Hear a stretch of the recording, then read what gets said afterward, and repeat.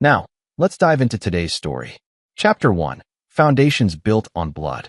Vincent Morrison stood at the floor-to-ceiling windows of his corner office, watching the city sprawl beneath him like a conquered territory.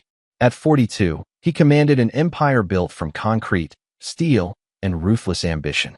Morrison Construction had risen from a single bulldozer and a $20,000 loan to a multi-million-dollar operation that reshaped skylines across 3 states. But Vince hadn't built his empire with handshakes and smiles. He'd built it with calculated brutality that left competitors buried under lawsuits, workers too terrified to unionize, and city officials who owed him favors they could never repay. The scars on his knuckles told the story of his early days, when collecting debts meant more than phone calls and lawyers. At 19, fresh out of a group home that had hardened him like tempered steel, Vince had learned that mercy was a luxury he couldn't afford. When Tony Marcelli had tried to muscle in on his first construction site, Vince hadn't called the police. He'd waited in Tony's garage with a crowbar and left him with a limp that served as a permanent reminder. Word spread quickly. Vincent Morrison wasn't someone you crossed. His marriage to Diana Ashworth 15 years ago had been as calculated as every other decision in his life. She was the daughter of a prominent lawyer, beautiful enough to grace magazine covers, and connected to old money that opened doors his blue-collar background couldn't. Diana had been dazzled by his intensity, his hunger for success, and the way he took what he wanted without apology. She'd thought she was marrying a diamond in the rough. What she'd actually married was a weapon disguised as a man. Their son Blake, now 14, had inherited Vince's sharp intellect but Diana's gentler nature, a combination that both pleased and worried his father. Vince loved his boy fiercely, but love in the Morrison household came with expectations. Blake would inherit the empire, but only if he proved worthy of the Morrison name. The intercom buzzed, pulling Vince from his thoughts. "Mr. Morrison, your 3 p.m. is here," his secretary announced. "Send him in." The door opened to admit Carlos Reeves, his site foreman and the closest thing Vince had to a friend. Carlos had been with him for 12 years, ever since Vince had pulled him out of a bar fight and offered him a job. Unlike the yes-men who populated his boardroom, Carlos wasn't afraid to speak his mind. "We got a problem with the Riverside project," Carlos said without preamble, settling into the leather chair across from Vince's desk. City inspectors been sniffing around, asking questions about the foundation specs. Vince's jaw tightened. "Henderson? Yeah. Same prick who tried to shake us down last year." Inspector William Henderson had been a thorn in Vince's side for 3 years, ever since Vince had refused to inflate a contract to line Henderson's pockets. The man had been looking for any excuse to shut down Morrison construction projects, and Vince had been equally determined not to give him one. "What's he claiming?" "Says the concrete doesn't meet city standards. Wants to bring in an independent engineer." Vince leaned back in his chair, his mind already working through possibilities. Henderson was fishing, but that didn't make him less dangerous. A delayed project meant cost overruns, penalty clauses, and damaged reputation. But more than that, it meant someone was challenging Vincent Morrison's authority, and that was something he'd never tolerated. "Get me everything on Henderson," Vince said quietly. "Bank records, phone logs, where he eats lunch, who he sleeps with. Everything." Carlos nodded. He'd seen this look before. "How deep you want to go?" "As deep as it takes." After Carlos left, Vince stood again at his window, watching the sun cast long shadows across the city. Tomorrow was his and Diana's 15th wedding anniversary, and they had dinner reservations at La Bernardine, the same restaurant where he'd proposed. Diana had been excited about it for weeks, buying a new dress, getting her hair done. For a moment, he allowed himself to imagine the evening. Candlelight, wine, his beautiful wife smiling across the table like she used to when they were young. The fantasy dissolved as his phone buzzed with a text from Blake. "Basketball practice canceled. Home early." Vince smiled slightly. Maybe he'd surprise Diana by coming home early himself. They could have some family time before tomorrow's celebration. He gathered his briefcase and headed for the elevator, unaware that his decision to leave early would shatter the carefully constructed world he'd spent 2 decades building. The drive to his Westchester estate took 40 minutes through increasingly upscale neighborhoods. The Morrison house sat on 5 acres of manicured grounds, a Georgian colonial that proclaimed success without vulgarity. Diana had insisted on the location, close enough to the city for business, far enough out for privacy and prestige. As Vince pulled into the circular driveway, he noticed Troy Kellerman's black BMW parked near the side entrance. Troy was Diana's old friend from college, a smooth-talking real estate broker who'd been coming around more frequently lately. Diana claimed he was helping her find properties for her charity work, but something about the man's too-perfect smile and wandering eyes had always irritated Vince. He entered through the front door, calling out, "Diana? I'm home early." No response. The house felt unusually quiet, with intention he couldn't identify. He set his briefcase down and walked toward the kitchen, then stopped as he heard voices from the direction of the pool house. "Can't keep doing this, Troy. Vince isn't stupid." Diana's voice, low and urgent. Vince moved silently toward the French doors leading to the pool area, his business instincts suddenly screaming warnings. "He suspects nothing," came Troy's reply. "The man's too busy crushing his enemies to notice what's happening in his own home. You don't know him like I do. When Vincent Morrison decides someone's betrayed him, then we make sure he never finds out." Vince's hand tightened on the door handle as he processed what he was hearing. The conversation continued, but the words blurred together as a cold rage settled over him like a familiar coat. 15 years of marriage. 15 years of building something together, of trust, of shared dreams for their son's future. He thought of the anniversary dinner tomorrow, of Diana's excited preparations, of the diamond necklace he'd bought her, a surprise that now felt like a monument to his own blindness. Moving with the silence that had served him well in darker days, Vince retreated to his study and poured 3 fingers of bourbon. He sat in his leather chair, the same chair where he'd planned the destruction of competitors and the acquisition of rivals, and began to think. By the time Diana appeared in the doorway 20 minutes later, smiling and asking about his early arrival, Vince had already decided that forgiveness wasn't an option. There would be no confrontation, no shouting match, no divorce lawyers dividing assets. Diana and Troy had made their choice, and now Vincent Morrison would make his.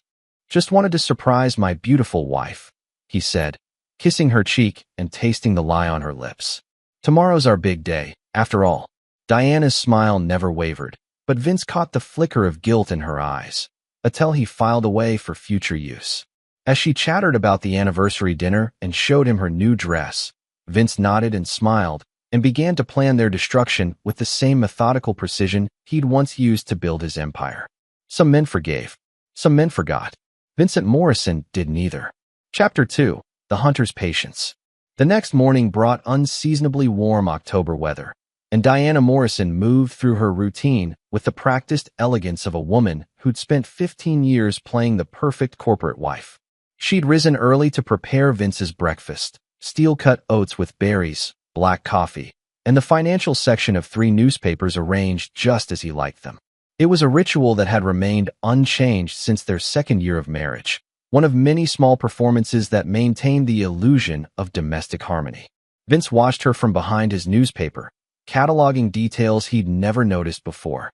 The way she avoided his eyes when she refilled his coffee, the slight tremor in her hands when she laughed at his casual observations about their anniversary dinner, the fact that she'd showered before he woke up, something she hadn't done in years. "Troy called," she mentioned as she cleared his plate. "He wanted to know if we'd reconsidered his suggestion about the Hamptons property." "What Hamptons property?" Vince asked mildly, though his fingers tightened on the newspaper. "The one I mentioned last week. For the charity auction. He thinks we could get it donated if we approached the right people." Vince had no memory of this conversation, which meant it had never happened. Diana was establishing an alibi, a reason for Troy's continued presence in their lives.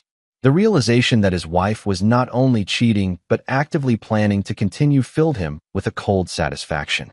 Calculated betrayal was easier to punish than passion. "I trust your judgment," he said. "You've always been good at reading people." The irony wasn't lost on either of them, though only Vince appreciated it. At Morrison Construction, Vince found Carlos waiting with a thick manila folder. "Henderson's file," Carlos said, dropping it on the desk. "Guy's cleaner than a baptized baby, at least on paper." Vince flipped through bank statements, credit reports, and surveillance photos. Henderson lived modestly on his inspector's salary, attended church regularly, and had been married to the same woman for 23 years. But Vince had learned long ago that everyone had pressure points. You just had to know where to look. What about family? Vince asked. Daughter's a junior at Northwestern. Pre-med. Wife works part-time at a dental office. College is expensive. Yeah, and Henderson's been taking out loans. Kid's smart, but smart don't pay tuition. Vince smiled. There it was. Henderson couldn't be bought, but he could be motivated. A man who played by the rules because he believed the system would reward virtue. Exactly the type Vince had built his career destroying. I want to meet with Dr. Patricia Reeves, Vince said. Carlos looked confused. My sister? The one at Northwestern's admissions office. The very one. Set it up for tomorrow. As Carlos left, Vince's phone buzzed with a text from Diana. Can't wait for tonight. Love you. 3 heart emojis followed the message. Vince wondered if she'd sent similar texts to Troy, or if emotional manipulation was reserved exclusively for her husband. Either way, the performance was almost insulting in its transparency. Vince spent the afternoon in meetings, but his mind was elsewhere, constructing and discarding plans. Diana and Troy thought they were being clever, conducting their affair under his nose while maintaining the pretense of friendship and business. They'd underestimated him, assuming that his focus on business made him blind to personal betrayals. It was a mistake that would cost them everything. At 5:30, Vince dismissed his secretary and locked his office door. From his private safe, he retrieved a cell phone that existed only for situations requiring absolute discretion. The number he dialed connected him to a voicemail system with no identifying message. This is VM, he said after the beep. I need a comprehensive package on Troy Kellerman, real estate broker in Westchester County. Everything, financial, personal, professional, recreational. Timeline is flexible, but thoroughness is essential. Usual compensation. The phone went back in the safe. By tomorrow evening, Vince would know Troy Kellerman better than the man knew himself. Knowledge was the foundation of all effective revenge, and Vincent Morrison had never built anything on a weak foundation. At home, Diana was putting the finishing touches on her appearance for their anniversary dinner. The black dress was new, as were the shoes and jewelry. She looked stunning, and Vince told her so, meaning every word. Whatever else she was, Diana remained the most beautiful woman he'd ever known. That beauty had been the hook that caught him 15 years ago, and tonight it would be the stage for her final performance as his wife. You look handsome, she said, adjusting his tie with the familiarity of long marriage. I'm glad we're doing this. Sometimes I feel like we're just ships passing in the night. Tonight's about us, Vince replied, taking her hand. Just you and me. La Bernardine was exactly as he remembered. Intimate lighting, impeccable service, and the subtle hum of conversation from New York's elite. Their table overlooked the harbor, where yachts bobbed like expensive toys in the evening light. Vince had proposed at this very table, young and hungry and certain that Diana Ashworth was the perfect partner for the empire he intended to build. Now, watching her smile and laugh and play the role of devoted wife, he marveled at how completely he'd misread her character. Or perhaps she'd simply changed, grown bored with the security he provided and hungry for the excitement that came with risk and deception. Do you remember our first date? Diana asked over the appetizer course. You wore a red dress. We went to that little Italian place in Soho. And you told me you were going to be rich someday. I told you I was going to own half of Manhattan. Close enough. She raised her wine glass. To dreams that come true. They clinked glasses, and Vince saw his reflection in the crystal. A successful man toasting his wife on their anniversary, surrounded by luxury and accomplishment. To any observer, they were the picture of marital success. I have something for you, Vince said, producing the jewelry box he'd carried in his jacket pocket. Diana's eyes widened as she opened it to reveal a diamond necklace worth more than most people's cars. Vincent, it's beautiful. You didn't have to. I wanted to. He stood and moved behind her chair to fasten the necklace, his hands gentle on her neck. 15 years deserves something special. She turned to kiss him, and for a moment, Vince almost believed they could return to what they'd once been. Almost. But the memory of yesterday's overheard conversation burned away any lingering sentiment. The evening continued with all the proper rituals, fine wine, excellent food, reminiscences about their early years together. Diana was the perfect companion, attentive and charming and apparently devoted. She was also, Vince realized, a far better actress than he'd given her credit for. As they prepared to leave, Diana excused herself to the ladies' room. Vince watched her go, then checked his phone to find a message from his investigator. Package ready. Will deliver tomorrow a.m. When Diana returned, she was glowing with wine and apparent happiness. This was perfect, she said, linking her arm through his. Thank you for tonight. Thank you for 15 wonderful years, Vince replied. The drive home was quiet, both of them seemingly content in the afterglow of a perfect evening. Diana dozed against his shoulder while Vince drove through the darkened suburbs, past houses where other couples were living their own lies and truths. At home, Diana headed upstairs while Vince checked his home office.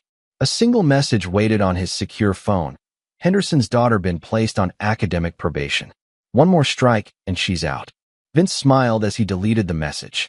Henderson's leverage was dissolving, and tomorrow would bring Troy Kellerman's secrets. The pieces were falling into place with the same inevitable precision that had characterized every major construction project he'd ever managed. Upstairs, Diana was already in bed, the diamond necklace glittering on the nightstand. She smiled sleepily as he joined her. I love you, Vincent. I love you too, he replied, and meant it. Love and hate, he'd learned, weren't opposites. They were different facets of the same overwhelming emotion. He loved Diana Morrison, the woman who'd shared his dreams and borne his son. He hated Diana, the adulteress, the liar, the woman who'd betrayed everything they'd built together. Tomorrow would begin the process of separating one from the other. As Diana's breathing deepened into sleep, Vince stared at the ceiling and planned.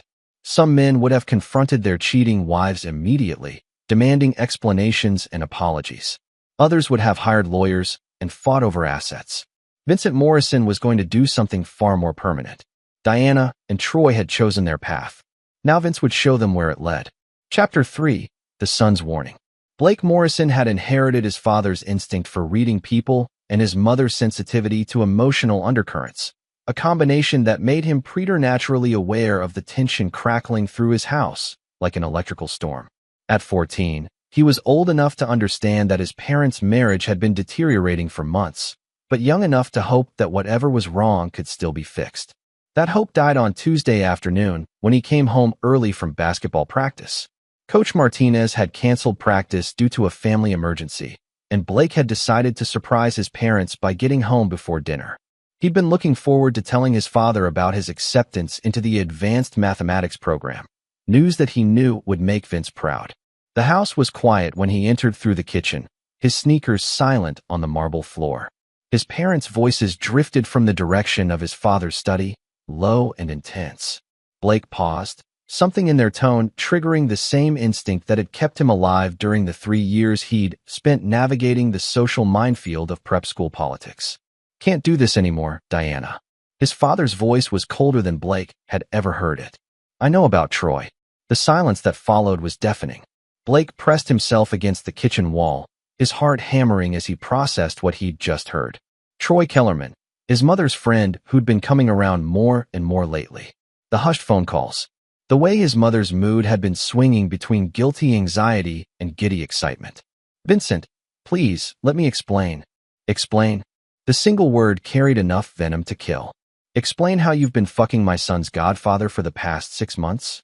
Blake's world tilted sideways. Troy Kellerman was his godfather, chosen by his parents when Blake was baptized 14 years ago. The man had been at every birthday party, every Christmas morning, every important moment of Blake's life. And he was sleeping with his mother. It's not what you think, Diana said, her voice breaking. It just happened. We never meant. Shut up. The words were spoken quietly, but they carried the weight of absolute authority. Don't insult my intelligence with explanations. I heard you yesterday, in the pool house. Blake closed his eyes, fighting nausea. Yesterday afternoon, when his father had come home early and seemed so happy at dinner. He'd been pretending, playing a role while his world collapsed around him. What do you want? Diana whispered. I want you to understand something, Vince said. I built this family the same way I built my business, with absolute loyalty and zero tolerance for betrayal. You violated the only rule that mattered. And Blake is my son. He'll always be my son. But you, the pause stretched like a blade being drawn across skin. You're already dead to me. Blake heard footsteps and frantically looked for an escape route. The pantry door was closest, and he slipped inside just as his father emerged from the study. Through the crack in the door, Blake watched Vince walk to the kitchen island, pour himself a glass of water, and stand there for a long moment with his back to the pantry. When his father finally moved toward the stairs, Blake remained hidden, trying to process what he'd witnessed. His father wasn't planning to forgive or forget. He was planning something else entirely. And Blake knew enough about Vincent Morrison's reputation to understand that whatever was coming would be permanent. Diana appeared in the kitchen 10 minutes later, her face streaked with tears. She moved like a sleepwalker, opening and closing cabinets without purpose. When she finally noticed Blake emerging from the pantry, she froze. "Blake, I didn't know you were home." "Mom." He studied her face, seeing her as if for the first time. "Are you okay?" "Of course, sweetheart. Just tired." She attempted a smile that didn't reach her eyes. "How was practice?" "Canceled." Blake watched her carefully. "Mom, is something wrong?" "You and Dad seem." "Everything's fine," she said quickly. "Your father's just stressed about work. You know how he gets." Blake nodded, playing along. But he'd seen his father under work stress before, and this was something else entirely. This was Vincent Morrison in predator mode, the same coldly focused intensity that had built an empire and destroyed anyone who stood in his way. That evening, dinner was a masterpiece of performance art. Vince was charming and attentive, asking about Blake's day and discussing weekend plans with apparent enthusiasm. Diana played her part perfectly, the devoted wife and mother who just happened to be betraying everything she claimed to hold dear. Blake contributed to the conversation while studying both parents with new eyes. His father's warmth felt calculated, a mask worn for his benefit.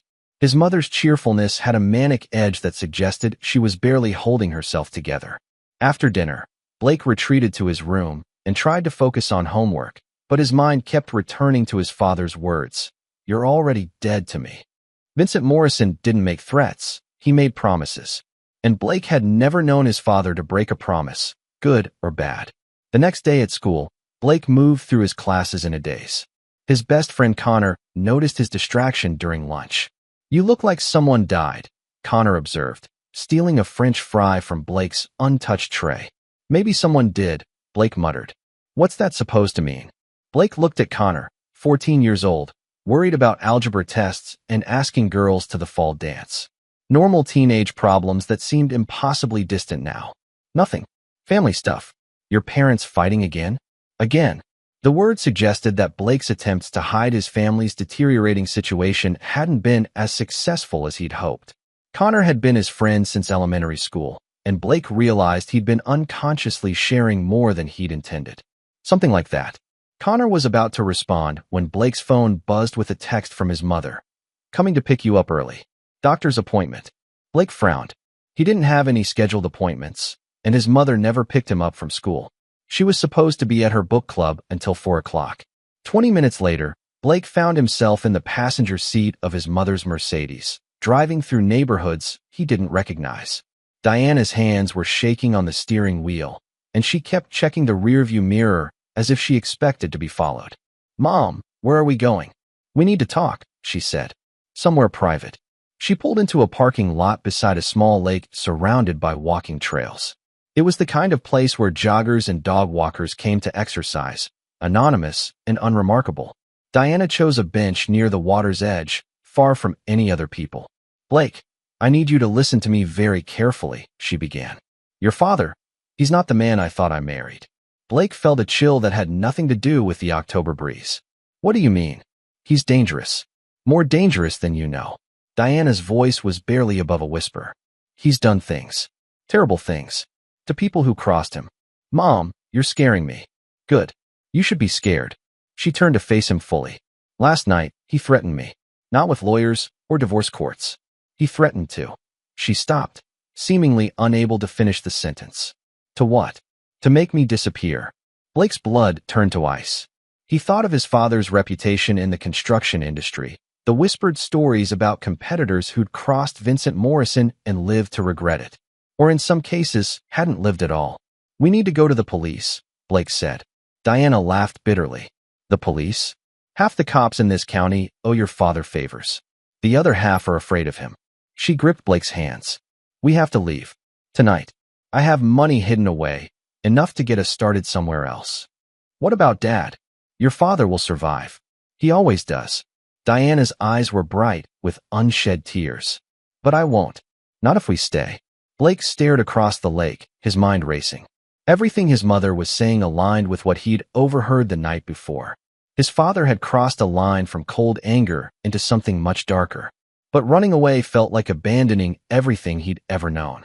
Where would we go? I have a cousin in Oregon. She's agreed to help us.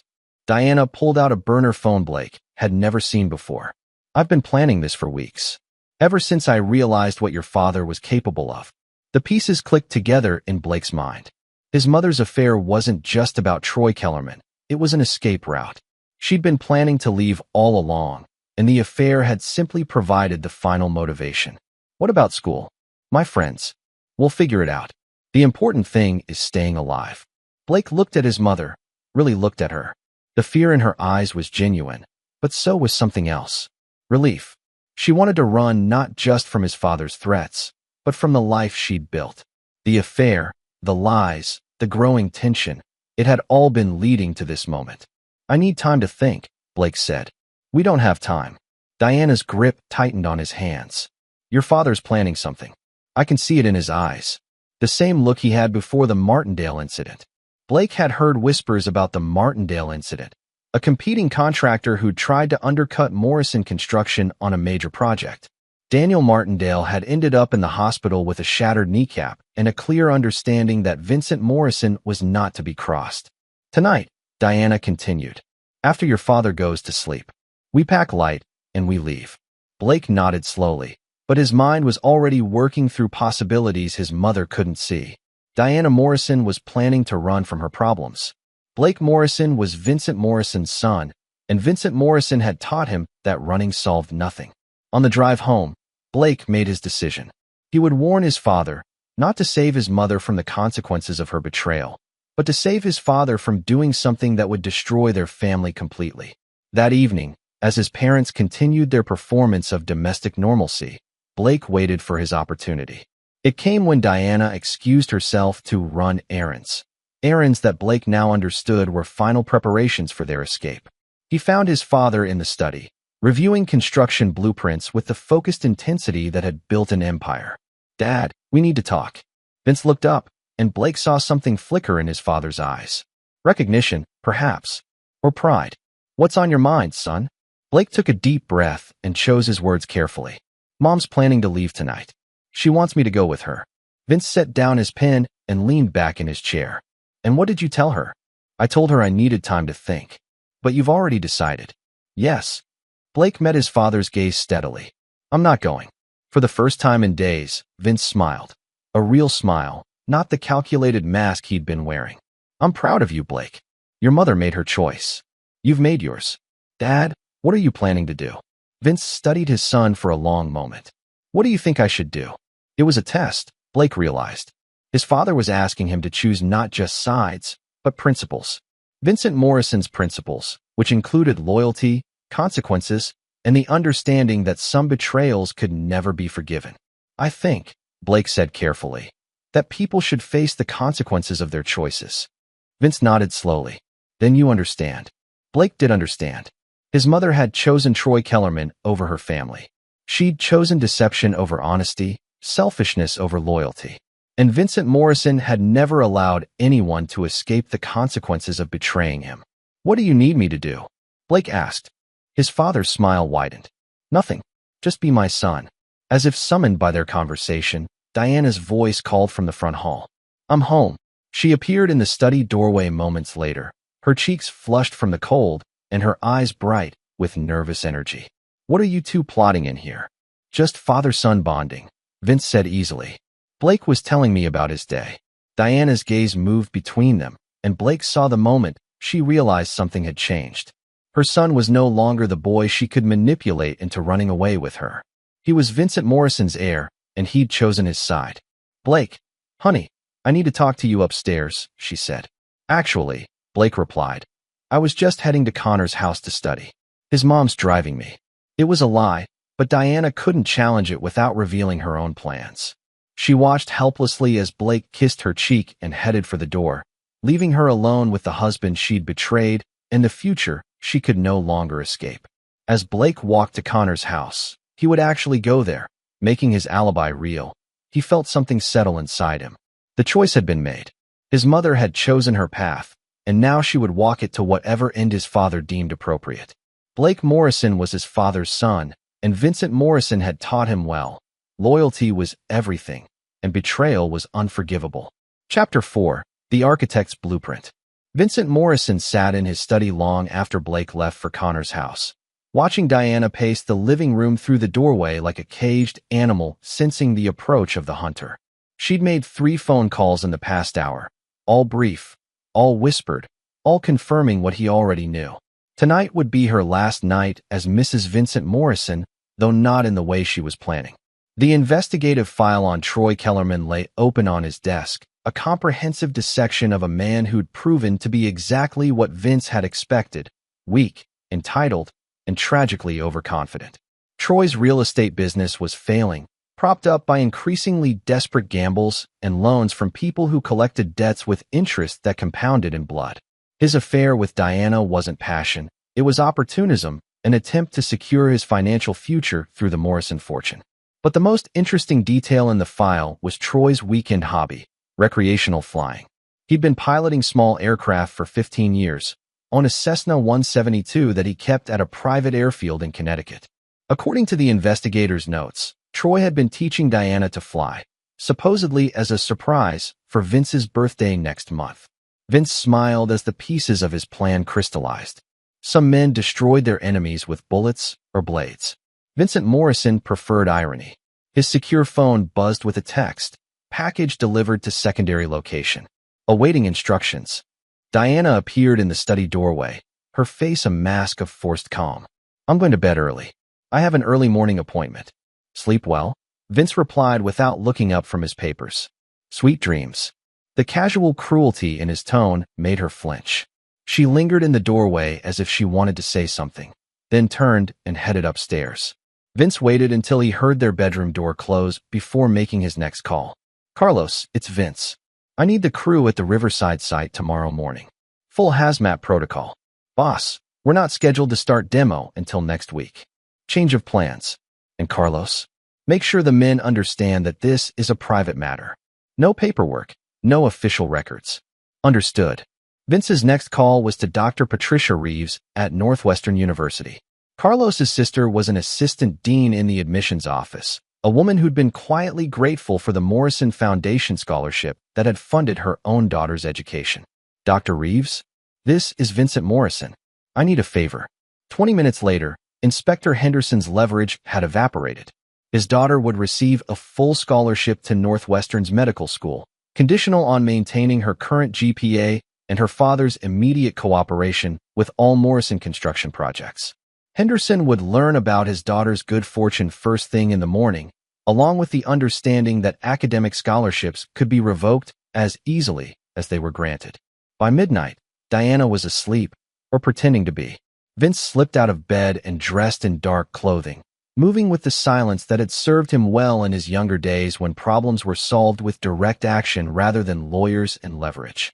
The drive to Troy Kellerman's house took 30 minutes through empty suburban streets. Troy lived in a modern colonial that was impressive from the outside but mortgaged beyond its value. Another detail from the investigative file that would prove useful. Vince parked 3 blocks away and approached through the wooded lot behind Troy's property.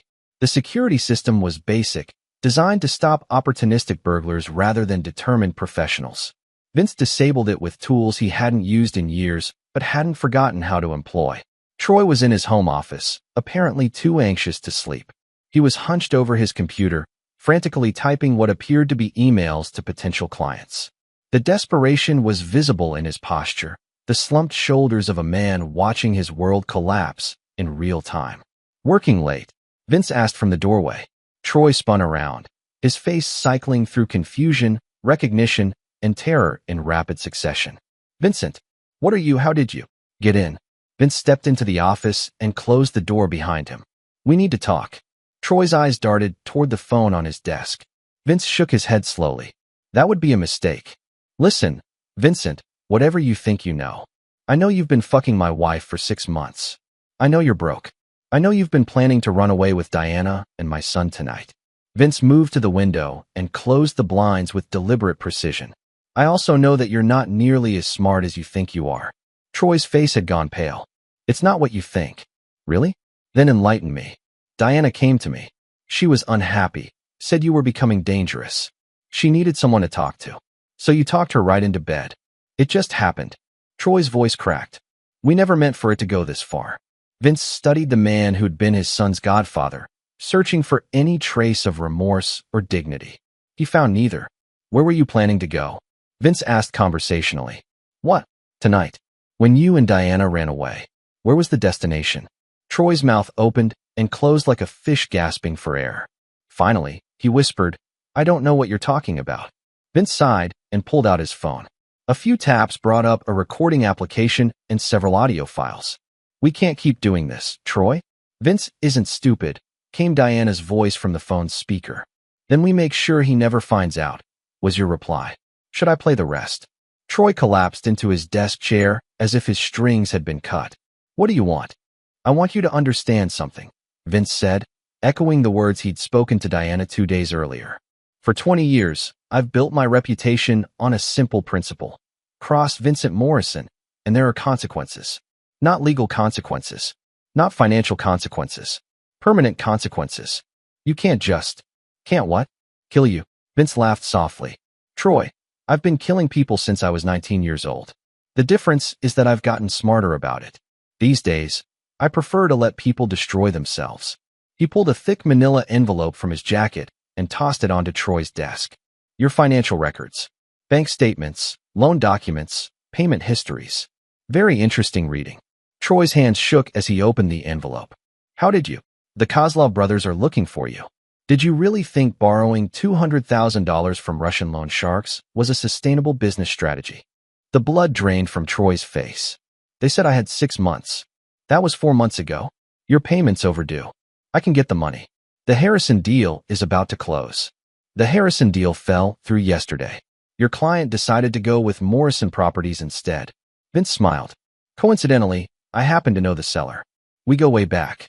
Troy stared at the documents, his financial death sentence laid out in black and white. What do you want? He whispered. I want you to keep your date with my wife tonight. What? Diana's planning to meet you at the airfield at 2 a.m. Your flight plan to Oregon. Romantic, really. Vince checked his watch. You have 90 minutes to get there. I'm not flying anywhere with Diana. Yes, you are. Because if you don't, I'm going to call the Kozlov brothers and tell them exactly where to find you.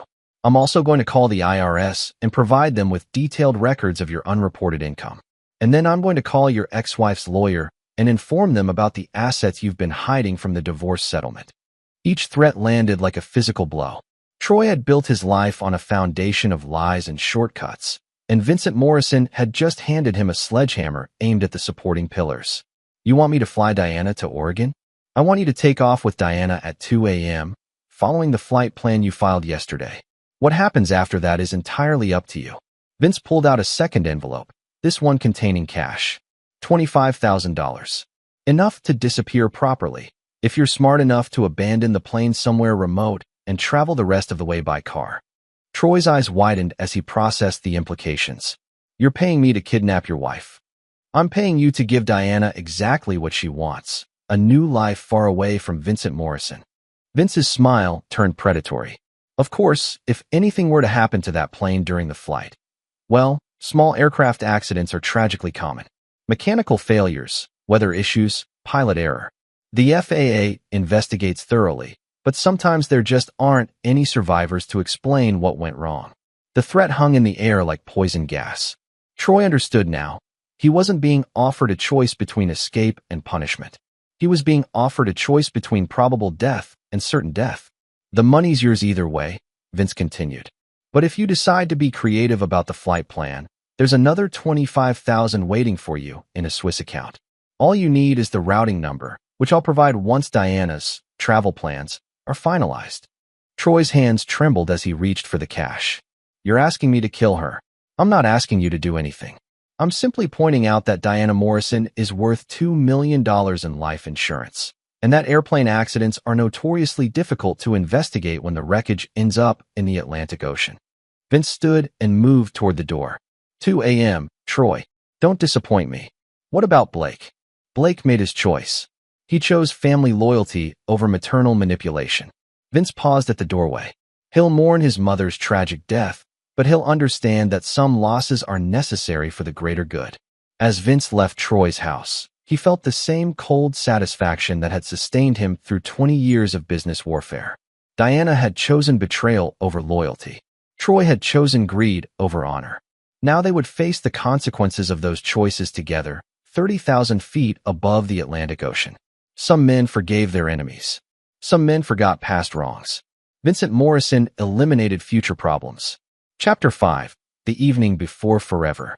Diana Morrison stood before her bedroom mirror at 1:15 a.m., staring at a reflection she barely recognized. Gone was the polished corporate wife who'd graced charity galas and business dinners for 15 years. In her place stood a woman preparing to abandon everything she'd ever known for an uncertain future with a man she wasn't even sure she loved. The overnight bag at her feet contained the essentials of her escape: clothes for a week, important documents, the $20,000 in cash she'd been accumulating for months, and the burner phone that had become her lifeline to Troy. Everything else, the designer wardrobe, the jewelry, the carefully curated life of luxury, would remain behind like artifacts from an abandoned civilization. She'd written Blake a letter, though she doubted he would ever read it. Her son had chosen his father's side with a finality that still took her breath away. 14 years old, and already he possessed Vincent's cold calculation, his ability to cut emotional ties when loyalty was questioned. In trying to save Blake from his father's influence, Diana realized she'd lost him completely. The house was silent around her, but she could feel Vincent's presence like a weight in the air. He was awake, she was certain of it, probably sitting in his study, planning her destruction with the same methodical precision he'd once used to court her. Diana had seen that look before, directed at business rivals and municipal officials who'd made the mistake of crossing Vincent Morrison. She'd never imagined becoming its target. Her phone buzzed with a text from Troy. "Plane ready. See you soon. Everything will be okay." Diana wanted to believe that. Troy had been her anchor these past months, the only person who understood the suffocating weight of being Vincent Morrison's wife. But even as she prepared to run away with him, doubts gnawed at her consciousness. Troy was charming and attentive, but was he strong enough to protect her from Vincent's inevitable pursuit? And if not, what would happen to both of them when her husband's patience finally ran out? She moved silently through the house, avoiding the stairs that creaked and the floorboards that groaned. Vincent had taught her the layout during their first year of marriage, pointing out which routes allowed for silent movement, knowledge he'd gained during his own days of settling disputes with direct action rather than lawyers. The garage was dark and cold, her Mercedes waiting like a faithful servant. Diana had chosen it over Vincent's tracking-equipped vehicles because she'd paid for it with her own inheritance, making it harder for him to trace. Every detail of her escape had been planned with paranoid precision, the kind of forward thinking that came from living with a man who'd built his empire on strategic patience and overwhelming force. The drive to the airfield took 25 minutes through empty Connecticut countryside. Diana kept checking her mirrors, expecting to see headlights following her, but the roads remained deserted. Maybe Vincent was letting her go. Maybe his pride wouldn't allow him to chase a wife who'd rejected him so completely. The hope lasted until she reached the airfield and saw Troy's Cessna illuminated by runway lights. Something was wrong. She could sense it in the way Troy moved around the aircraft, checking instruments with mechanical precision rather than his usual casual confidence. When he looked up at her approach, his face was pale in the harsh lighting. "You're late," he said, his voice strained. "I had to be careful." Diana studied his expression, recognizing fear when she saw it. "Troy, what's wrong?" "Nothing. Just nervous. Big step, you know." But Diana knew Troy well enough to recognize his tells. The way he avoided her eyes, the slight tremor in his hands, the sweat on his forehead despite the cool October air. These were signs of more than pre-flight anxiety. "Has Vincent contacted you?" Troy's head snapped up. "Why would you ask that?" "Because you look like someone who's seen a ghost." "I'm fine. Let's just get going." Troy gestured toward the plane. Weather's supposed to turn bad in a few hours. Diana remained where she was. Troy, if Vincent threatened you. He didn't threaten me. The response came too quickly, too emphatically. Diana, please. We need to leave now. Against her better judgment, Diana allowed Troy to help her into the passenger seat. The Cessna's interior was cramped but comfortable, equipped with the modern avionics that Troy was so proud of. Under normal circumstances, she would have been excited about her first real flight. Tonight, the plane felt like a coffin with wings. Troy completed his pre-flight checklist with uncharacteristic haste, his movements sharp and urgent. When he started the engine, the propeller's roar seemed unnaturally loud in the quiet night. Diana fastened her seatbelt and tried to shake the feeling that she was making a terrible mistake. Troy. She placed her hand on his arm as he prepared to taxi. Tell me the truth. Did Vincent find out about tonight? Troy's laugh was hollow. Vincent Morrison finds out about everything, Diana. The question is what he chooses to do with the information. What's that supposed to mean? Instead of answering, Troy pulled out an envelope and handed it to her. Diana's blood turned to ice as she recognized Vincent's precise handwriting on the outside. For Diana, with love. Inside was a single sheet of expensive stationery, the same stationery Vincent used for business correspondence that required his personal touch. Diana, by the time you read this, you'll have made your final choice. I want you to know that I understand. Marriage to Vincent Morrison was never going to be easy, and I recognize that I became someone you could no longer love. I also want you to know that I remember the woman I fell in love with 15 years ago. Beautiful, intelligent, passionate, and hopelessly naive about the kind of man you were marrying. That woman deserved better than the life I gave her.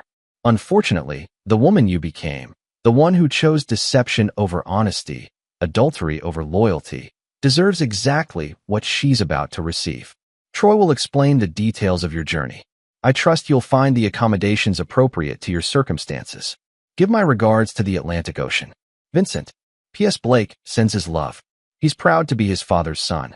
Diana's hands shook as she processed the letter's implications. Troy, what does this mean? Troy was already taxiing toward the runway, his face set in grim determination. It means your husband is a more creative bastard than either of us imagined. Troy, stop the plane. I can't. What do you mean you can't? Troy's voice was barely audible over the engine noise. He knows about the Kozlov brothers. He knows about the hidden accounts. He knows everything, Diana. If I don't follow his instructions exactly, I'm a dead man. What instructions? Instead of answering, Troy pulled out a second envelope and tossed it in her lap. This one contained photographs, surveillance shots of Troy meeting with dangerous-looking men, bank records showing his crushing debts, and a detailed breakdown of his financial crimes. Vincent made me an offer, Troy said as they reached the runway. $50,000 to give you exactly what you wanted, escape from your marriage. Diana's stomach dropped. You're taking me to Oregon. No. Troy's voice was dead. I'm taking you over the Atlantic Ocean. About 50 miles offshore, this plane is going to experience a catastrophic mechanical failure. The runway lights stretched ahead of them like a path to hell. Diana grabbed Troy's arm desperately. You can't do this. You love me. I thought I did. But your husband made me realize something. I love being alive more. Troy pushed the throttle forward, and the Cessna began its takeoff roll. Diana watched the trees flash past the windows, knowing she had perhaps minutes before they reached the point of no return. The $50,000 isn't enough, she said quickly. I have access to accounts Vincent doesn't know about. Offshore money. Millions. Troy glanced at her, hope flickering in his eyes. How much? 3 million. Swiss accounts my father set up before he died. It was a lie, but desperation made her convincing. Kill me, and you get 50,000. Keep me alive, and we split 3 million. The plane lifted off the runway, climbing into the dark sky. For a moment, Diana thought she'd bought herself more time. Then Troy reached into his jacket and pulled out a small device she didn't recognize. Your husband thought you might try something like this, he said. He gave me a recording device, programmed to transmit everything we say directly to his phone. Diana's blood turned to ice as she realized Vincent had been listening to every word of their conversation. Somewhere in their house, her husband was hearing her final desperate lies, probably smiling at her pathetic attempts to save herself. So you see, Troy continued, even if you really had $3 million, Vincent would know about it in real time. And his instructions were very specific. Any deviation from the flight plan, and the Kozlov brothers get my home address. The Cessna climbed steadily into the night sky, carrying Diana toward an appointment with the Atlantic Ocean that her husband had arranged with characteristic precision. She thought of Blake, asleep in his bed, already practicing the grief he would display when news of the tragic accident reached him. She thought of Vincent, probably pouring himself a bourbon and reviewing the insurance paperwork. Most of all, she thought of the moment 15 years ago when she'd said yes to Vincent Morrison's proposal, seduced by his intensity and blinded by his success. She'd married a man who built empires and destroyed enemies, never imagining that one day she would become both. "How long?" she asked quietly. Troy checked his instruments. 20 minutes to the coordinates your husband specified.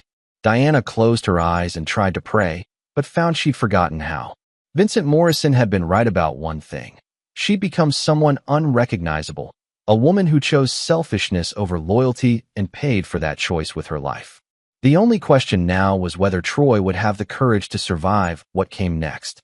Chapter 6. The Performance of Grief. Blake Morrison sat at his kitchen table at 6:47 a.m., mechanically eating cereal while his father read the morning news on his tablet. To any observer, they appeared to be a normal family starting another normal day. The only thing missing was Diana, who was supposedly sleeping late after her early morning jog. Blake had been awake since 3 a.m., listening for sounds that never came: his mother's return, his father's departure, anything to indicate that the terrible machinery of the previous night had somehow been averted. Instead, he'd heard only silence, the kind of absolute quiet that spoke louder than screams. "Your mother left early for her charity meeting," Vincent said without looking up from his tablet. "She'll probably be gone most of the day." Blake nodded, playing his part in the performance. "What about you?" "Normal day at the office." "You? School? Basketball practice after." "Good." Vincent's voice carried the same paternal warmth it always had, as if nothing fundamental had shifted in their world. "I'll pick you up after practice. Maybe we'll grab dinner somewhere nice." The casual normalcy of the conversation was more chilling than any dramatic confrontation could have been. Blake understood now why his father was so successful in business. Vincent Morrison could lie with his entire being while looking you directly in the eyes. Blake's phone buzzed with a text from Connor. "You okay? You seemed weird yesterday." He typed back, "Fine. See you at school." But Blake was far from fine. He was an accomplice now, bound to his father by shared knowledge and mutual silence. Part of him wanted to believe that Diana had simply been scared away, that Vincent's threats had been enough to make her abandon her plans without any actual violence. But Blake knew his father too well to cling to such comfortable delusions. At school, Blake moved through his classes like an actor hitting his marks, responding to teachers' questions and laughing at friends' jokes while his mind remained fixed on the terrible certainty of what his father had done. When his phone rang during lunch period, he nearly jumped out of his skin. "Blake Morrison?" The voice was official, authoritative. "Yes. This is Captain Walsh with the Connecticut State Police. I need to speak with your father immediately. There's been an accident." Blake's heart hammered as he processed the words. The performance was beginning. "What kind of accident?" "A plane crash. I can't discuss details over the phone, but it involves your mother." "Is your father available?"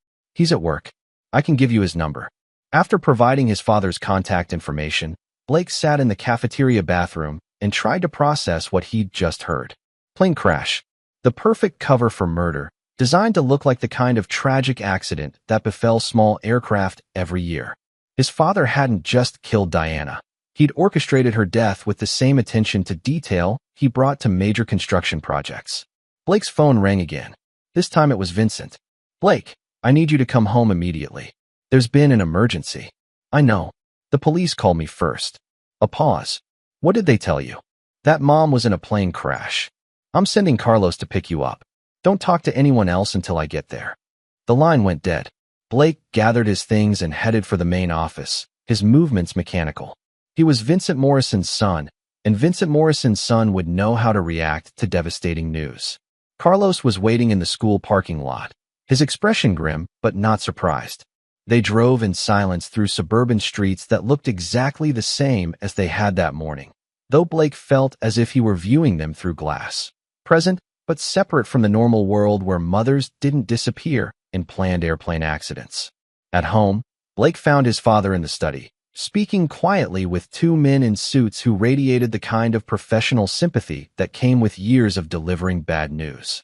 Vincent's face was a masterpiece of controlled anguish, the successful businessman struggling to process an incomprehensible tragedy. "Blake," Vincent said, rising to embrace his son. "Thank God you're here." Blake allowed himself to be held, feeling his father's steady heartbeat against his chest. Even in this moment, Vincent's pulse was calm and controlled. "These are Detectives Morrison and Park from the State Police," Vincent continued. "They're investigating your mother's accident."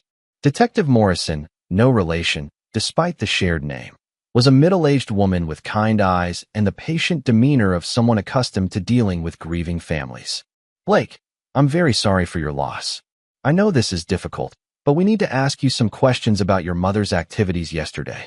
Blake sat in the chair his father indicated, his mind racing through the script he needed to follow. "Of course. When did you last see your mother?" "At dinner. Around 7 o'clock. How did she seem?" Blake glanced at his father, who nodded encouragingly. "Normal. Maybe a little excited about something, but she didn't say what." "Did she mention any plans to go flying?" "No. I didn't even know she knew how to fly a plane." Detective Park, a younger man with sharp eyes, made notes on a tablet. "According to the flight plan, she was traveling with Troy Kellerman. Did you know Mr. Kellerman?" "He's my godfather," Blake said, the words tasting like ashes. "He's been friends with my parents for years." "Any idea why they might have been flying to Oregon together?" Blake looked genuinely confused, the easiest emotion to fake when you were 15 and your world had just imploded. "Oregon? No, that doesn't make sense." Vincent placed a protective hand on Blake's shoulder. "Officers, my son's been through enough shock for one day. If you have more questions." "Of course," Detective Morrison said. "Blake, you've been very helpful. We may need to speak with you again as the investigation progresses." After the detectives left, Blake and Vincent sat in the study without speaking. The afternoon sun slanted through the windows, highlighting dust motes that danced in the air like tiny ghosts. "Are you okay?" Vincent asked finally. Blake considered the question seriously. Was he okay with his mother's death? With his father's actions? With his own complicity in the cover-up? "She made her choice," Blake said. Vincent's smile was proud and cold. "Yes, she did. What happens now?" "Now we grieve appropriately. We cooperate with the investigation. We rebuild our lives." Vincent's voice carried the certainty of a man who'd planned for every contingency. "The investigators will find evidence of mechanical failure, a fuel line that deteriorated due to poor maintenance. Troy was always careless about proper inspections." Blake understood. His father had sabotaged the plane, ensuring that the crash would appear accidental to even the most thorough investigation. Diana and Troy had died believing they were escaping, never realizing they were flying in a machine designed to become their tomb.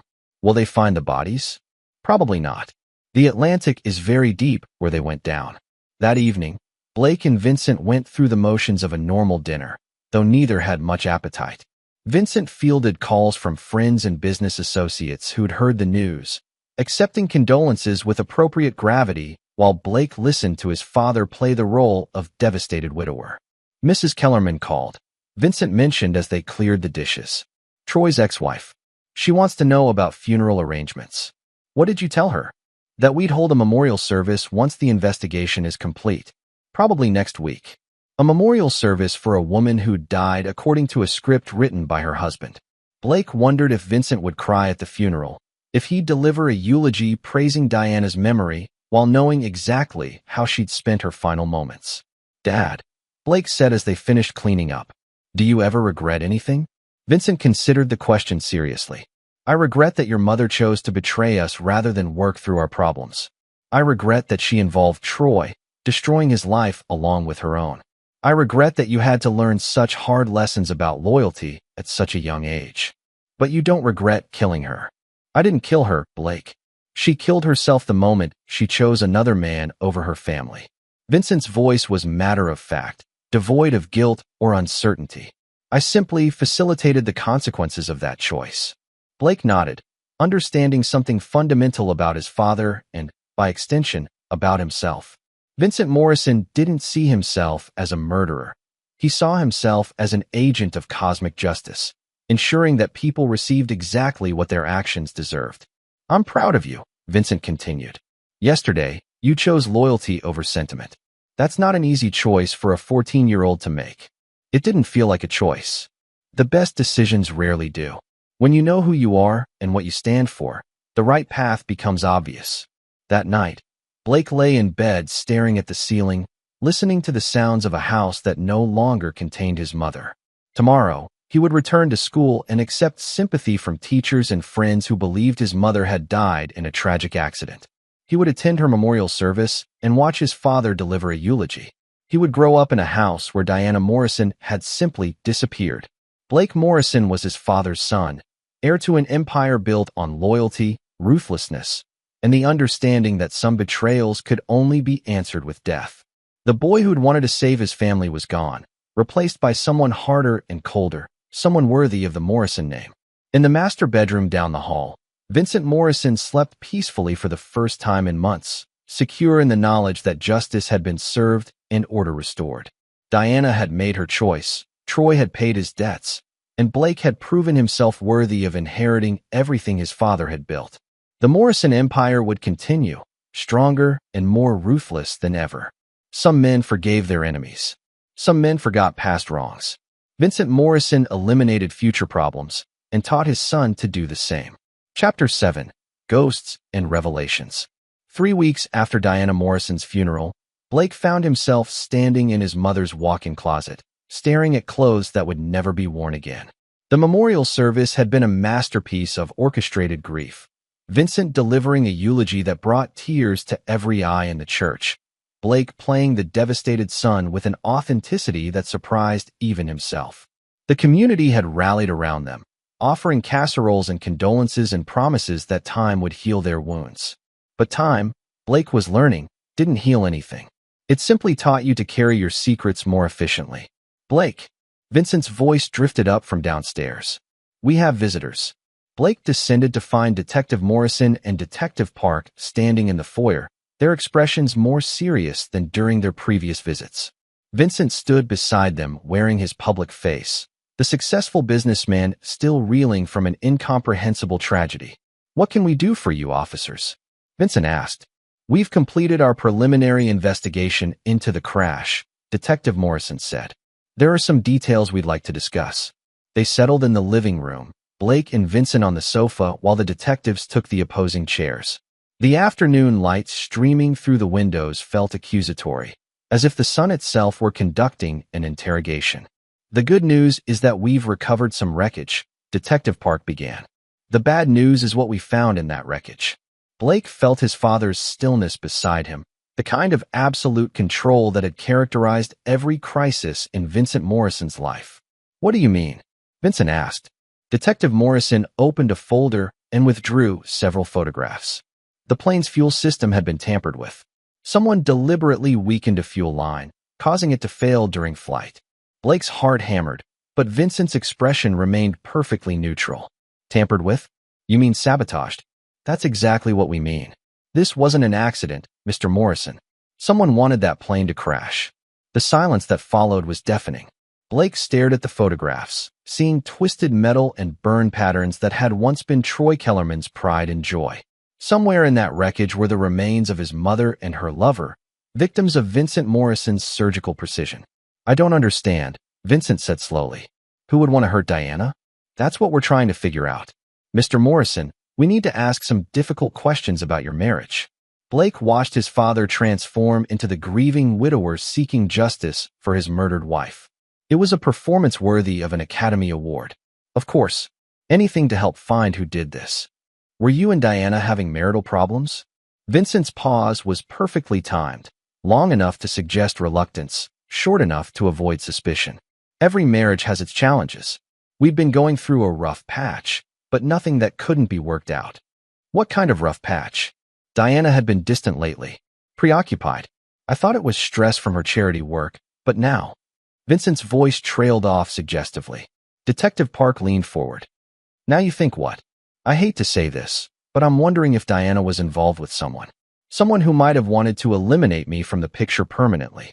Blake marveled at his father's audacity. Vincent was deflecting suspicion by painting himself as the intended victim, suggesting that Diana's affair had somehow led to the sabotage of the plane they'd both died in. "Do you have any evidence of an affair?" Detective Morrison asked. Vincent hesitated again, the reluctant husband forced to expose his wife's infidelity. "I found some things. Text messages, credit card receipts for restaurants I'd never been to. I was planning to confront her about it after our anniversary." The detectives exchanged glances.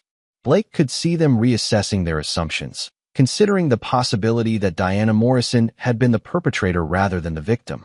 "Mr. Morrison," Detective Park said carefully, "is it possible that Diana and Mr. Kellerman were planning to leave you? That someone else discovered their plans and decided to stop them permanently?"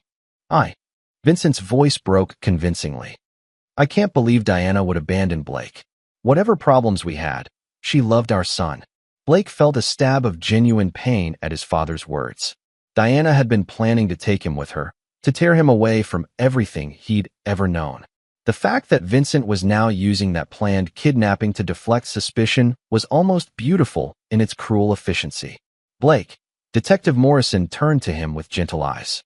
"Did you notice anything unusual about your mother's behavior in the weeks before her death?" Blake looked at his father, who nodded encouragingly. "She seemed excited about something. Nervous, but excited. And she was on her phone a lot more than usual." "Did you ever see her with Mr. Kellerman?" "Sometimes. He'd come over for dinner or business meetings. He was my godfather." Blake's voice cracked on the last word, a genuine emotion that enhanced his credibility. The detectives spent another hour asking questions, most of which Vincent deflected with masterful performances of grief and confusion. By the time they left, Blake could see that their focus had shifted from Vincent as a potential suspect to Diana as a possible victim of her own romantic entanglements. "Brilliant," Blake said after the detective's car disappeared down the driveway. "Necessary," Vincent corrected. "The truth is often less important than perception. Those detectives want to solve a case, and I've given them a solution that makes sense within their worldview. You think they'll buy it?" "They already have. A cheating wife, her lover, and a mysterious third party who wanted them dead. It's exactly the kind of love triangle murder that gets featured on crime shows." Vincent poured himself a bourbon from the bar cart. "Within a month, they'll be looking for Diana's other lover, the jealous man who couldn't bear to see her run away with Troy." Blake absorbed this lesson in misdirection. His father hadn't just planned Diana's murder. He'd constructed an entire alternative narrative that would keep investigators chasing shadows while the real perpetrator grieved publicly and rebuilt his life. What if they find evidence that leads back to you? They won't. The sabotage was carried out by professionals who don't exist on any official records. The flight plan was filed by Troy using his own credentials. The fuel line failure will appear to be the work of someone with mechanical knowledge, but no connection to Morrison Construction. Vincent's smile was cold and satisfied. "I've been planning this for 3 weeks, Blake. Every contingency has been considered." That evening, Blake found himself in his mother's study, the one room in the house that Vincent hadn't touched since her death. Diana's books still lined the shelves. Her reading glasses still lay on the desk beside a half-finished novel she would never complete. It was like stepping into a shrine to a woman who'd never existed, the loving wife and devoted mother that Diana had pretended to be. Blake opened the desk drawers systematically, not looking for anything specific, but unable to resist the urge to search for clues about the woman his mother had really been. Most of what he found was mundane: charity correspondence, social calendars, shopping lists. But in the bottom drawer, hidden beneath a stack of old magazines, Blake discovered something that made his blood run cold. A journal, Diana's handwriting, chronicling the last 6 months of her life in intimate detail. March 15th. Vincent came home early today and found me crying. I told him it was about the charity auction, but the truth is I can't stop thinking about Troy. What we did last week was wrong, but it felt more right than anything I've experienced in years. March 22nd. Troy says Vincent suspects something. Maybe we should stop seeing each other, but I can't. He makes me feel alive again, reminds me of who I used to be before I became Mrs. Vincent Morrison. April 3rd. Vincent's been watching me. I catch him studying my face when he thinks I'm not looking, and there's something in his eyes that terrifies me. I know what he's capable of when people cross him. Blake turned pages with trembling fingers, reading his mother's descent into adultery and paranoia. Diana had known she was playing with fire, but she'd been unable to stop herself. The entries became increasingly desperate as the weeks passed. May 10th. Troy thinks we should run away together. He has a plane, knows how to disappear. Part of me wants to say yes, but what about Blake? How can I abandon my son? May 18th. Saw Vincent talking to Carlos about something that made them both laugh. Cold laughter, the kind that means someone's about to get hurt. I'm starting to think Troy might be right about leaving. June 2nd. Blake knows something's wrong. My beautiful boy is too smart for his own good, just like his father. If we run, I'll have to take him with me. Vincent would never forgive me, but staying might get us all killed. The final entry was dated the day before Diana's death. June 15th. Troy filed a flight plan to Oregon. My cousin Sarah has agreed to help us start over. I'm terrified, but staying here isn't an option anymore. Vincent knows about us. I can see it in his eyes. Tomorrow night, Blake and I leave everything behind. I just pray my son will forgive me someday. Blake closed the journal and sat in the darkening study, processing what he'd just read. His mother hadn't been planning to abandon him. She'd been trying to save him from becoming what he was already becoming. Diana Morrison had looked at her 14-year-old son and seen Vincent's ruthlessness taking root, threatening to consume whatever gentleness remained in Blake's character. She'd been right, of course. Blake Morrison was becoming his father's son in every way that mattered. The boy who'd once cried over injured animals was gone, replaced by someone who could watch his mother's murder being planned and choose his father's side without hesitation. Blake. Vincent's voice came from the doorway. What are you doing in here? Blake turned, the journal heavy in his hands. For a moment, he considered showing it to his father, confessing what he'd discovered. Then he looked into Vincent's eyes and saw the same cold calculation that had orchestrated Diana's death. Just missing Mom, Blake said, slipping the journal into his jacket. Vincent's expression softened with what might have been genuine sympathy. It gets easier. The pain fades, but the lessons remain. What lessons? That loyalty is everything. That family is sacred. That anyone who threatens what we've built together will face the consequences. Vincent moved to Diana's bookshelf and selected a volume of poetry she'd loved. Your mother forgot those lessons. She chose passion over duty, excitement over security. In the end, it cost her everything. Blake nodded, understanding that his father was delivering more than just commentary on Diana's fate. He was issuing a warning about the future. Vincent Morrison would accept no more betrayals from his family. The next person to threaten the Morrison empire might not get the mercy of a quick death in an airplane accident. I won't forget, Blake said. I know you won't. You're my son. As Vincent left the study, Blake remained behind with his mother's journal burning a hole in his jacket. He could destroy it, eliminating the last evidence of Diana Morrison's true feelings about her family. Or he could keep it, a reminder of the choice he'd made and the path he'd chosen. Blake Morrison tucked the journal deeper into his jacket and turned off the study lights. Diana's secrets would remain hidden, just like everything else in the Morrison family. Some truths were too dangerous to survive, and Blake was learning to be very selective about which truths he chose to preserve. Tomorrow, the investigation would continue. Detectives would chase shadows while the real killer grieved publicly and planned his next move. And Blake Morrison would continue becoming the heir his father needed, loyal, ruthless, and completely committed to the family business. The boy who might have mourned his mother's murder was gone.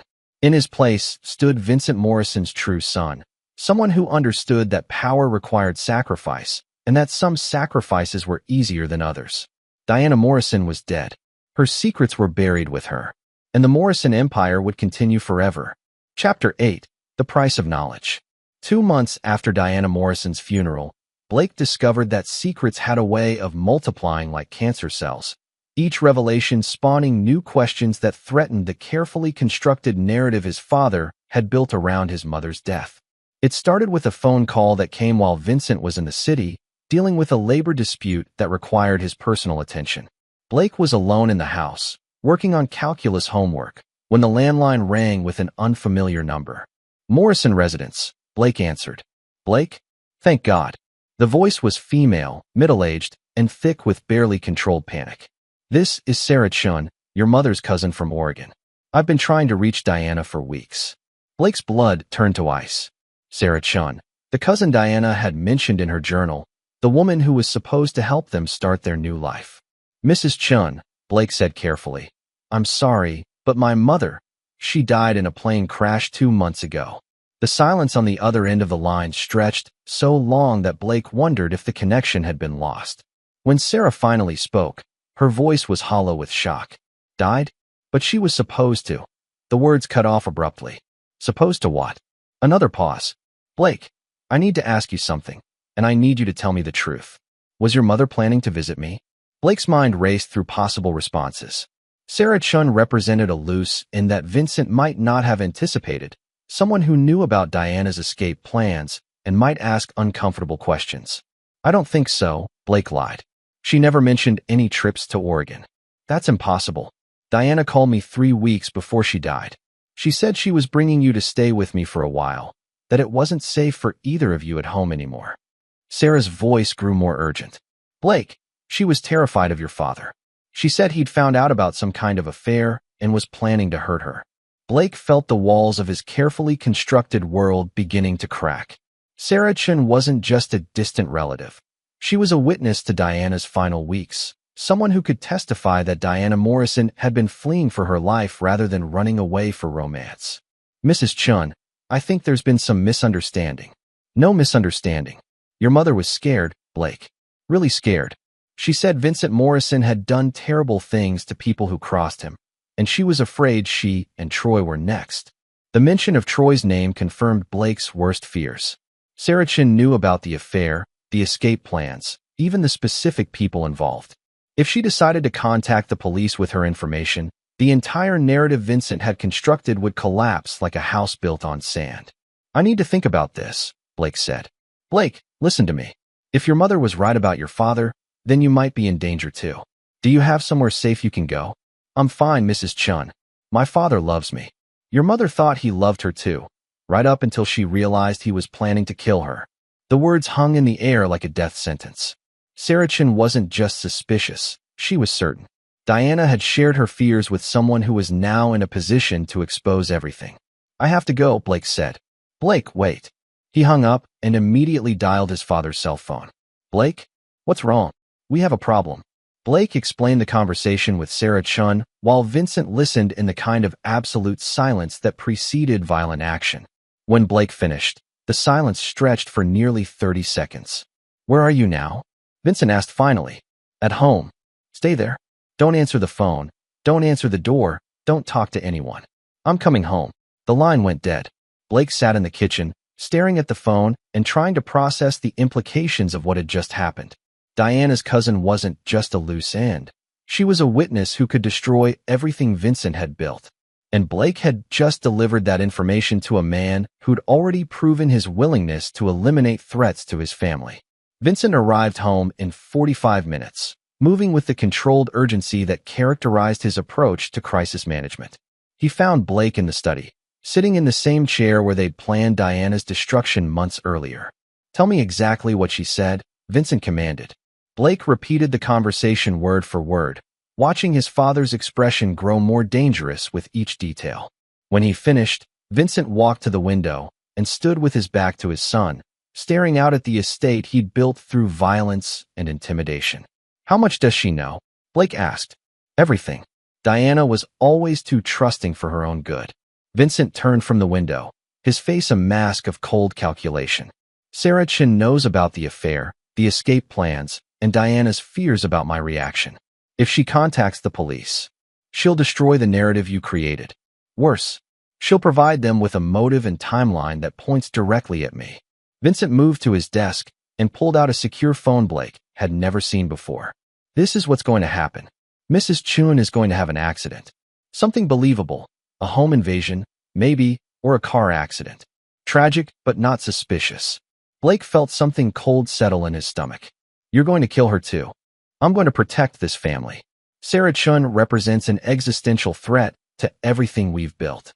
She can't be reasoned with, bought off, or scared away. The only solution is permanent. Blake watched his father dial a number he clearly knew by heart. This wasn't the first time Vincent Morrison had ordered someone's death from the comfort of his home office. "It's Vincent," he said when the call connected.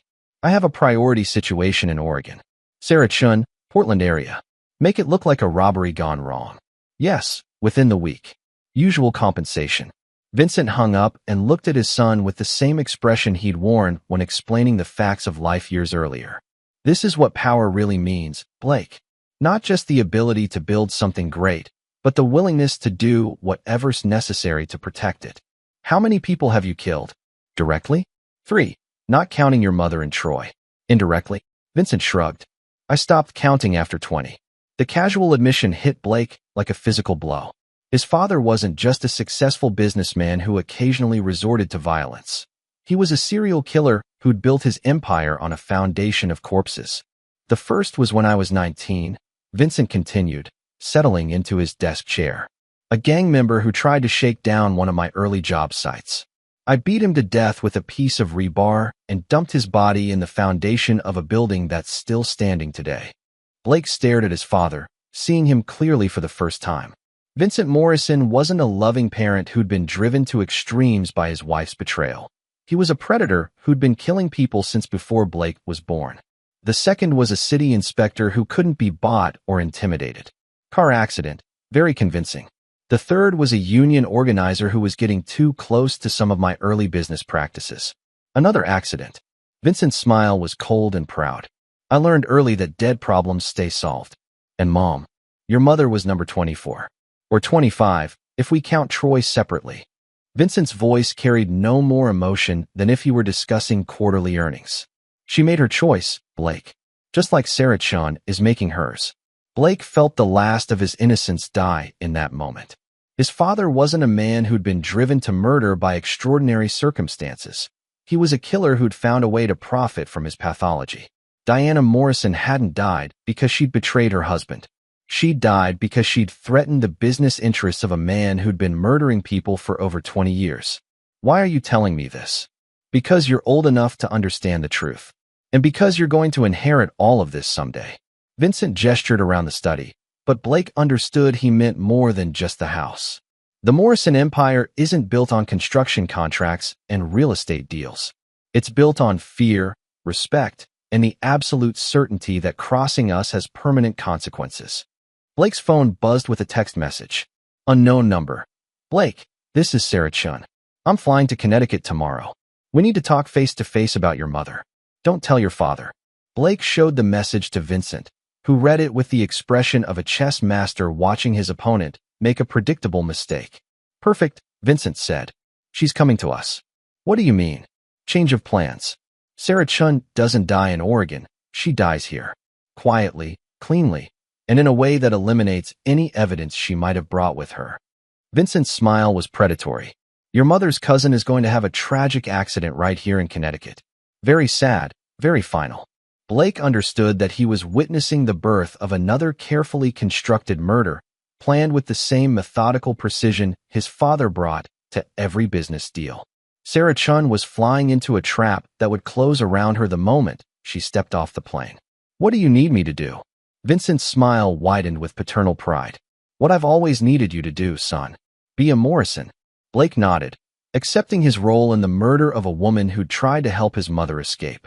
Sarah Chun would die because she knew too much, just as Diana had died for the same reason. And Blake Morrison would help his father cover it up, just as he'd helped cover up everything else. Some families pass down businesses. Some pass down traditions. The Morrison family passed down a legacy of violence that grew stronger with each generation. Chapter 9. The Final Performance. Sarah Chun arrived at Bradley International Airport on a gray Thursday morning, carrying nothing but a small overnight bag and 15 years of guilt about not staying closer to her cousin Diana. Blake watched her emerge from the terminal through the telephoto lens of a camera his father had given him, studying the face of the woman who would be dead before sunset. Sarah was younger than Blake had expected, maybe early 40s, with Diana's delicate bone structure and the same expressive eyes that had once made his mother so beautiful. She moved with nervous energy, constantly checking her phone and scanning the crowd as if she expected to be followed. She had no idea that she already was. "She looks like Mom," Blake observed, lowering the camera. Genetics, Vincent replied from the driver's seat of their nondescript rental car. Diana always said the Chin family had good bones. Pity they didn't come with good judgment. They followed Sarah's taxi at a discreet distance, Vincent driving with the casual competence of someone who'd conducted surveillance operations before.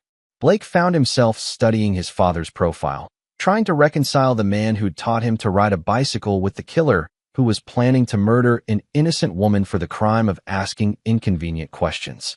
"Where's she staying?" Blake asked. "The Marriott downtown. I made sure she got a room on the 20th floor with a nice view of the city." Vincent's smile was cold, high enough to ensure the fall will be fatal. Blake's stomach clenched. "You're going to make it look like suicide?"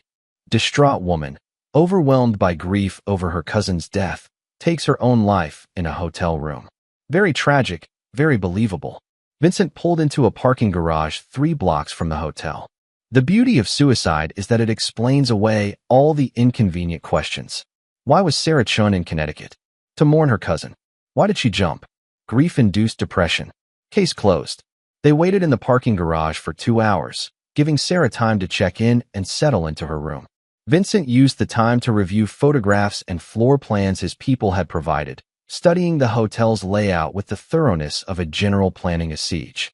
"Room 2012, Vincent said, checking his watch. "She should be getting my call right about now." Blake's phone buzzed with a text. "Blake, your father wants to meet me at the hotel bar at 3 p.m. Should I trust him?" Blake showed the message to Vincent, who nodded approvingly. "Perfect." She's scared but curious. The combination will get her exactly where we need her. "What did you tell her?" "That I wanted to discuss Diana's final weeks, share some information that might help her understand what really happened." Vincent's smile was predatory. "I also mentioned that you'd be there, which should make her feel safer." Blake understood the psychology. Sarah Chun would be more likely to meet with Vincent if she believed Blake's presence would prevent any violence. She couldn't know that Blake Morrison was no longer the innocent 14-year-old who needed protection. He was Vincent Morrison's heir and willing accomplice. "Text her back," Vincent instructed. "Tell her you trust me and that you want to hear what she has to say about your mother." Blake typed the response, each word feeling like another nail in Sarah Chen's coffin. By agreeing to the meeting, she was walking into a trap that had been designed specifically for her, constructed with the same attention to detail Vincent brought to every kill. At 2:45 p.m., they entered the hotel through separate entrances. Vincent went directly to the bar, while Blake took the elevator to the 20th floor, where he would position himself for the final act of Sarah Chen's life. The plan was elegant in its simplicity. Vincent would drug Sarah's drink during their conversation, then excuse himself to use the restroom. Blake would appear at her table, claiming his father had sent him to escort her upstairs for a private conversation. Once in her room, the drugs would take full effect, and Sarah Chun would take a swan dive from her window. Blake found room 2012 and used the electronic key card Vincent's people had provided to let himself in. The room was exactly as advertised: 20th floor, floor-to-ceiling windows, spectacular view of the Connecticut River Valley. It was also the perfect stage for a carefully choreographed murder. Blake positioned himself by the window and waited, his phone buzzing with updates from his father. "She's here. Nervous, but cooperative. Ordering drinks. Scotch for me, wine for her. Discussing Diana's childhood. She's relaxing. Drug administered. 15 minutes until full effect." Blake checked his watch and prepared for his entrance. In the bar below, Sarah Chun was learning firsthand why Vincent Morrison had been so successful in business. He could make anyone believe anything if it served his purposes. She probably felt safe, maybe even grateful that Diana's husband was finally opening up about his wife's final weeks. Blake's phone buzzed. Now. He took the elevator down to the bar and spotted Sarah immediately. She was sitting across from his father in a corner booth, her wine glass nearly empty and her posture already showing the subtle effects of whatever Vincent had slipped into her drink. She looked up as Blake approached, her face brightening with the kind of relief that came from seeing a familiar anchor in an uncertain situation. "Blake, thank you for coming." Sarah's words were slightly slurred, her movements just sluggish enough to suggest she was fighting the drug's effects. "Your father's been telling me about your mother's final weeks. There are some things that don't make sense. Why don't we go upstairs where we can talk privately?" Blake suggested, playing his role perfectly. Dad says you have some of Mom's things. Sarah nodded, though the motion seemed to cost her considerable effort. In my room. Letters, photos, things I thought you should see. Blake helped her to her feet, noting how she swayed slightly, and had to grip his arm for support. The drug was working exactly as Vincent had promised. Sarah Chun was conscious and cooperative, but increasingly disoriented and physically compromised. I'll join you in a few minutes, Vincent said, kissing Blake's forehead with paternal affection. Just going to settle the bill. In the elevator, Sarah leaned against the wall and studied Blake with eyes that were struggling to focus. You look so much like her. Your mother, I mean. She was so proud of you. Tell me about her, Blake said, genuinely curious about Diana's relationship with this woman who was about to die for caring too much. She was scared, Blake. Really scared. Not just of your father finding out about the affair, but of what he might do to all of you. Sarah's voice was growing weaker, her words more slurred. She said Vincent had done terrible things to people who crossed him. She was afraid you were next. The elevator doors opened on the 20th floor. Blake guided Sarah down the hallway toward her room, each step bringing them closer to the window that would end her life. Mom was confused, Blake said gently. Dad would never hurt me. He loves me. That's what she thought too, until she realized what kind of man she'd married. Sarah fumbled for her key card, her coordination deteriorating rapidly. Blake, your mother knew she was going to die. She called me the night before the crash, crying, saying she'd made a terrible mistake and that Vincent was going to kill both of them. Blake felt something twist in his chest. Even Diana's final phone call had been monitored, another piece of evidence that Vincent Morrison controlled every aspect of the narrative surrounding his wife's death. Here, let me help, Blake said, taking Sarah's key card and opening her room door. Sarah stumbled inside and collapsed into the chair by the window, her breathing shallow and labored. The drug was reaching its peak effectiveness, leaving her conscious but helpless, exactly the state Vincent needed her in for the final act. Blake, Sarah whispered, her voice barely audible. The things I brought, they're in my bag. Your mother's journal, photos of the bruises. Blake froze. What bruises? The ones your father gave her. Diana documented everything, just in case. Sarah's eyes were struggling to stay open. She knew what kind of man he was. She was trying to protect you. Blake moved to Sarah's overnight bag and unzipped it with trembling fingers. Inside, he found exactly what she'd described. Photocopies of journal entries he'd never seen, pictures of Diana with bruises on her arms and neck, and a letter addressed to him in his mother's handwriting. My dearest Blake, if you're reading this, then the worst has happened and your father has carried out his threats. I want you to know that everything I did, including the affair that probably cost me my life, was motivated by love for you. Your father has been hurting me for months, ever since I began questioning some of his business practices. The bruises I've documented are nothing compared to what he's capable of when truly angry. I'm terrified that his violence will eventually turn toward you. I know this will be hard to accept, but Vincent Morrison is a dangerous man who has hurt many people over the years. I stayed silent because I was afraid, but I can't let that fear cost you your life. Run, Blake. Get as far away from your father as possible. Don't let him turn you into what he is. I love you more than my own life. Mom. Blake's hands shook as he processed what he was reading. Diana hadn't just been unfaithful, she'd been abused. Her affair with Troy hadn't been about passion or romance. It had been about escape from a husband who'd been systematically destroying her for months. She tried to save you, Sarah whispered from her chair. Diana knew what your father was, and she died trying to get you away from him. Blake looked at the photographs again, seeing his mother's bruises with new understanding. Vincent Morrison hadn't killed Diana in a fit of rage over her betrayal. He'd been planning her death for months, using her desperation and fear to drive her into Troy's arms, and then punishing them both for the relationship he'd essentially forced her into. Blake's phone buzzed with a text from Vincent. Status. Blake stared at the phone, then at Sarah Chun, who was fighting to stay conscious in her chair by the window. In a few minutes, his father would arrive expecting to find Sarah drugged and ready for her final flight. Instead, he would find his son holding evidence that Diana Morrison had been a victim rather than a villain. Blake made his choice. Instead of replying to Vincent's text, he called 911. I need an ambulance at the Marriott downtown. 20th floor, room 2012. A woman has been drugged and is in immediate danger. Sarah's eyes widened as she processed what Blake was doing. "Blake, I know," he said, kneeling beside her chair. "I know what he is. I know what he did to Mom. And I know he's planning to kill you too."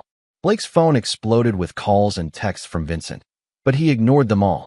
Instead, he gathered Sarah's evidence and helped her to the bed, keeping her talking and alert until the paramedics arrived. When hotel security and the EMTs burst into the room, they found Blake Morrison sitting beside an unconscious woman, holding a manila folder full of evidence that would destroy his father's carefully constructed empire. Vincent Morrison arrived at the hotel 30 minutes later to find police cars and ambulances surrounding the building. He stood on the sidewalk, watching his son being interviewed by detectives, and understood immediately that 25 years of careful planning had just been undone by a 14-year-old boy who'd chosen conscience over loyalty. Blake Morrison was no longer his father's son. He was something far more dangerous. He was a witness who couldn't be eliminated. Vincent Morrison had built his empire on the principle that everyone could be bought, intimidated, or killed. But as he watched his son hand over evidence that would destroy him, he realized he'd finally encountered someone who was none of those things. Blake Morrison was his mother's son after all. The Morrison empire was about to fall, brought down not by business rivals or law enforcement, but by a boy who'd learned that some loyalties were more important than others. Some men forgave their enemies. Some men forgot past wrongs. Blake Morrison chose justice over family, and Vincent Morrison would spend the rest of his life paying the price for underestimating the power of that choice. Epilogue. Vincent Morrison was sentenced to life without parole for the murders of Diana Morrison, Troy Kellerman, and two other victims whose bodies were discovered after Blake's testimony led police to previously unknown crime scenes. He died in federal prison 18 months later, officially of a heart attack, though rumors persisted that Vincent Morrison's reputation had finally caught up with him in a place where money and influence meant nothing. Blake Morrison, now Blake Chun after being adopted by Sarah's family, graduated valedictorian from Stanford University and went on to become a federal prosecutor specializing in organized crime. He never married, never had children, and never returned to Connecticut. Sarah Chun recovered fully from her poisoning and became Blake's legal guardian, raising him with the love and stability that Diana Morrison had died trying to provide. She never spoke publicly about the events at the hotel, but she kept Diana's journal and photographs as evidence that some victories came at a price too high to calculate. The Morrison construction empire collapsed within 6 months of Vincent's arrest, its assets seized by federal authorities, and its contracts canceled by clients who wanted no association with a company built on murder. The Georgian Colonial in Westchester was sold at auction, its proceeds donated to victims' rights organizations. Blake Morrison had chosen justice over loyalty, truth over family, and the right kind of strength over the wrong kind of power. In doing so, he'd saved not just Sarah Chen's life, but his own soul. Some prices were worth paying, even when they cost you everything you'd ever known. Especially then.